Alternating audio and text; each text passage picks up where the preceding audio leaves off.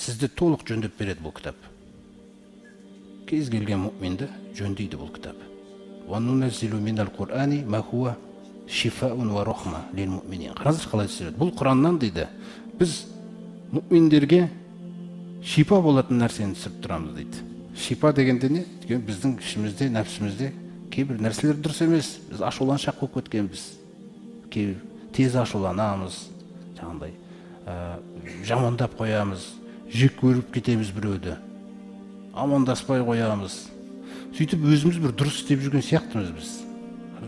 Егер осы күйде жаңағы Алла тағаланың алдына барып тұра қалатын болсақ, жағдай қиын болады да. Сондықтан Алла тағала шипа түсіреді бізге. Сені емдеу керек дейді. Біз осыған да келісу керекпіз. Сені емдеу керек дейді Алла тағала. Қараңыз. Ана жерде сен ашуланып жүрсің. Сені емдеу керекпіз дейді біз. Раббым көндім деп бізде көну деген нәрсе болу керек. Өзім білем деген нәрсе адамды құртатын. Өзім білем дегеннен кейін бұл Құран кірмей жатыр да, оның жүрегінің орнын аламай жатыр оны. Сондықтан адам деген көнгіш болу керек. Мен көнем, қай жерде не айтылып тұр мен жайында деген нәрсе болу керек та. Құраннан шипа болатын нәрселерді түсіреміз. Және рахым дейді. Яғни сондай бір проблема болып қалса, Құранның бір аятын оқисыз да жүрегіңіз жеңілдеп кетеді. Рахым болып кетеді. Жеңіл болып проблемаңыз шешіліп кетеді. Ал егер бұл болмаса, сіз қиналып, уайымдап жүре бересіз. Бәрібір сіз осы Құранға келмеген адам бәрібір бір психологқа барады ғой, дұрыс па қоғамда? Қоғамда қазір қалай? Психологқа барып қайту керек, юристке барып қайту керек, анаған барып қайту керек. Сонда сіздер таңғалатын нәрсе, құрметті жамағат, жаңағы юристтен барып сұрайтын нәрсесі де, психологтан барып сұрайтын нәрсесі де Құранның ішінде бар. Қараңыз қандай нәрсе де. Сосын психолог сізден ақша алады. Сосын ол тағы біраз нәрселерді былықтырып жібереді өзінің ойларын. Бұл жақта былықтырмайды. Бұл жерде бетке айтады сізге. Бірден айтады сізге. Бұлай істейсің дейді, болды. Солай істемесең, өзің біраз қисаясың. Қалай істей қоясың, Құрандағыдай түзу болып кетеді түгел нәрсе. Бұның дәрежесі деген мағынасына жаңағы осындай үлкен нәрселерді қамтиды да. Жалпы өткенде де айттық қой, Анғам сүресінде де Алла тағала айтады: "Ауаман кана майтан". Біреуіміз намаз оқымай жүрген едік. Жалпы мұсылманымыз намаз оқымай жүрген едік. Жаңағы ана жаққа бір еліктейміз, ана жаққа бір еліктеп жүрдік дегендей. Совет үкіметіне бір еліктедік, одан кейін енді бүйтіп шығып келе жатқанда Европаға еліктеу басталды. Сөйтіп әйтеуір еліктеп жүрген адам өмір кетіп баратыр. Сол өмірді Алла тағала айтады: "Сен өледің" дейді, қараңыз. Өледің. Біз тіріміз, бірақ туысқаның бар, сізді сыйлайды, анаңыз бар, сізді еркелетеді, тентек болсаңыз да. Қалтаңызға ақша сақ қояды. Сіздің бір маңыздылық орныңыз бар, бір адамдардың арасында. Ауырсаңыз больницаға жатқызылады, емдейді, сіз дәрігер қарайды. Сізде жалпы өмірде тіршілік бар. Бірақ Алла тағала айтады: "Сен өледің" дейді, қараңыз. Неге? Өйткені сен Алламен байланысың жоқ еді дейді. Сен дүниеге не үшін келген мақсатыңды білмеген едің дейді да. Біреу бірден қайтса, соған сеніп кете беретін едің дейді сен. Солай ма деп. Адамдар айтып отыр, онда болды, мен де айта берейін деген нәрсе де. Сонда ауаман кана майтан. Өлі еді дейді біреу. Фа ахяйнаху. Мұхаммед пайғамбарға Құранды түсіріп, осы Құран арқылы тірілтіп жібердік дейді оны. Көрдіңіз бе қандай нәрсе, құрметті жамағат? Тірілтіп жібердік деген кезде бір әдемі, Шура сүресінің соңғы аятында да айтады: "Ва казалика аухайна илайка рухан мин амрина". Осылайша біз саған дейді, ей пайғамбар, рух, Құранды рух деп атап отыр, қараңыздар. Біз өз бұйрығымызбен, өз әмірімізбен, рахымызбен біз саған рухты уахи еттік дейді да. Ана рух жаныңызбен жаңағы біріккен кезде мына Құран. Сіз не істедіңіз дейді? Фа ахяйнаху. Тірілттік дейді оны. Тірі адамсың. Баратын жағыңды білесің, қай жаққа. Раббыңды танисың, өзіңді танисың, ата-анаңның қадірін танисың. Қараңыздар, бұрынғыдай емес. Құран қалай айтады, солай тірілдің. Бұрын анаңызға дауыс көтеріп қойсаңыз, қараңыздар, әкеңізге дауыс көтеріп қойсаңыз деген нәрсе кейбір отбасыларында бар сол. Мысалы, ол барлық отбасын айтпаймыз ғой. Кейбір отбасыларында адамгершілік жақсы болған сол тұстан. Кейбір отбасыларында дауыс көтереді. Мысалы, қойшы, ой, туф, сізде түсінбейсіз осы, қартайған деген осы деген сөздер айтып отыруы мүмкін мысалы. Сосын Алла тағала Құранда айтады, сен екеуіне фәлә тақул лахума уффин. Сен енді екеуіне туф деп айтпа дейді.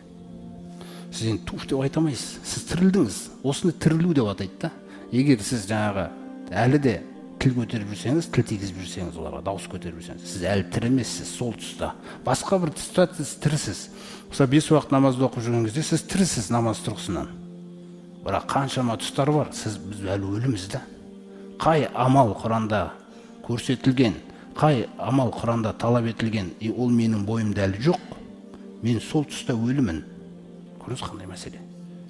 Қаншалықты амалды мен қосам, соншалықты тіріле берем. Қаншалықты жоқ, соншалықты менің кейбір тұстарым өлі. Көрдіңіз ғой. Соқтан Алла тағала айтады: «Я айюхаллазина аману удхулу фиссилми каффа». Бақара сүресінде: «Ей адамдар, біраз уақыт болды сендерге Құранды сөйлеп келе жатқанымызға» дейді Алла тағала. Енді исламға толық кірсеңдер енді деп отыр. Шамаларың келгенше әрбір нәрсесі пайда болсын да енді бойларыңда, өмірлеріңде, отбасыларыңда, қоғамдарыңда дегендей нәрсені айтып отыр. Міне сөйтіп біз оған тірілдік. Тірілгеннен кейін не істейді ол адам? Тіріліп бастағаннан кейін жаңағы «Ваджағална лаху нурон». Осы Құранмен жанын тірілттік. Енді осы Құранды сөйлетеміз оған. Ол шүкір ету керек дейді енді осы. Шүкірлік деген нәрсе не? Немен тірілтілдің, соны сөйлейсің. Құранмен тірілтті, Тағала сізді. Енді Құранды сөйлейсің. Ямши бихи финнас. Адамдардың ішінде сол нұрды сөйлейді дейді ол енді.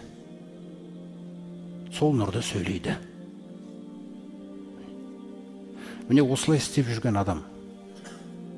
Каман масалуху фи зулумат. Анау қараңғылықтардың ішінде әлі де шыға алмай жүрген адаммен тең бола ма дейді бұл. Әрине тең болмайды дейді. Каман масалуху фи зулумати лайса мин хорижим. Сосын ол кісіні түсіндіреді енді. Қараңыздар. Ол кісіде де ақыл бар да. Ол кісіде де құлақ бар. Ол кісіде де көз бар. Ол кісіні шақырып әкеп, қараш мында қандай нәрселер айтылып жатыр. Қараш міне деген нәрселерді айтқан кезде жаңағы ол түсінбеуі мүмкін бұл нәрсені. Түсінбейді. Қойшы, не айтып жатсың сен маған дегендей. Білесің бе, неге ол солай айтады дейді Алла тағала. Неге ол шыға алмай жүр дейді да ол жерден. Неге ол о жақтан шыға алмай жүр, білесің бе дейді. Казалика зуйина лил кафирина ма кану яъмалун. Өйткені анау әрбір істеп жүрген амал дейді, өзіне әдемі болып қалған. Әдемі болып қалған. Әдемі болып қалған деген сөз, құрметті жамағат, бүгінгі біздің тілдегі қолданылатын сөз. Тема. Түсіндіңіздер ме? Зайяна. Ол жаңағы әсем болып қалған ол. Ол негізгі тема болғанда, ол отырса да сол нәрсесіз, оны сөйлемей отырамайды. Сол нәрсемен шұғылданбай отырамайды. Ол оны қия алмайды. Көрдіңіз бе? Мына жаққа қарай берілу үшін Құранға, ол оны қию керек. Ол қия алмайды оны. Мына адамның көңіл деген нәрсесі болады. Көңіл жақын, көңіл алыс деген нәрсе болады. Қандай да бір нәрсеге, жаман нәрсеге көңіліміз жақын болса, біздің, сосын біз бәленбай сол нәрседен бәленбай қашықтықта жүрсек те, бізді қашықтық қана оған жақындатпай тұрған. Бірақ көңіл жақын. Түсіндіңіздер ме? Көңіл жақында. Егер қашықтықта жақын болып кетсе, көңіл өзінікін табуы да мүмкін. Сондықтан әрбір жаңағы алыста тұрған нәрсе, мен көңілім жаңағы көңіл қалап тұруы мүмкін да, көріп қандай мәселе. Көңіл жақындағы. Сол жаңаға өзінің істеп жүрген амалдарына көңілдері жақын болып қалған дейді. Көңіл жақын болғаннан кейін ол оны қия алмайды. Ол әдемі көрсетіліп қалған ол нәрсеге. Өте әдемі көрсетілген, ол оны тастай алмайды. Тастай алмайды ол нәрсені. Сол осындай мәселелер бар да Құранда.